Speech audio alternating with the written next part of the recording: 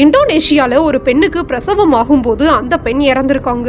அந்த நேரத்துல அந்த பெண்ணுக்கு பக்கத்துல நீளமான பெரிய முடியோட ஒரு கருப்பு உருவம் நின்றதை கவனிச்ச குடும்பத்தினர் அக்கம் பக்கத்துல விசாரிக்கும் போது சில வருஷங்களுக்கு முன்னாடி ஒரு நிறைமாத கர்ப்பிணி பெண் பிரசவ வலியில இறந்து போயிட்டாங்க. அந்த பெண்ணோட ஆவியோட வேலை தான் இது எல்லாமே. இந்த பகுதியில இருக்க வாழை மரங்கள்ல அந்த பேய் நிக்கிறதையும் கர்ப்பிணி பெண்களை பயமுறுத்துறதையும் நூற்றுக்கணக்கான மனிதர்கள் பார்த்திருக்காங்கன்னு சொல்லியிருக்காங்க.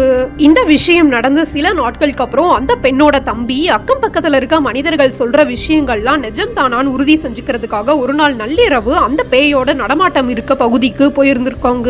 அந்த நேரத்துல குறிப்பிட்ட ஒரு வாழை மரம் மட்டும் பயங்கரமா அசைஞ்சு ஆடி இருக்கு. உடனே அந்த பெண்ணோட தம்பி மின் விளக்கு வெளிச்சத்துல தெளிவா பார்க்கும்போது எல்லாரும் சொன்ன மாதிரியே வாழை மரத்துல வெள்ளையா கருநிற முடியோட ஒரு உருவம் இருந்ததை கவனிச்சு அரண்டு போய் ஓடி வந்திருக்காங்க.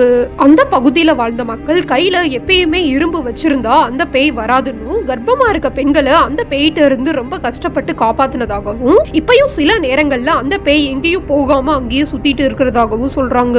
இந்த வீடியோ உங்களுக்கு பிடிச்சிருந்தா சப்ஸ்கிரைப் பண்ணுங்க, லைக் பண்ணுங்க.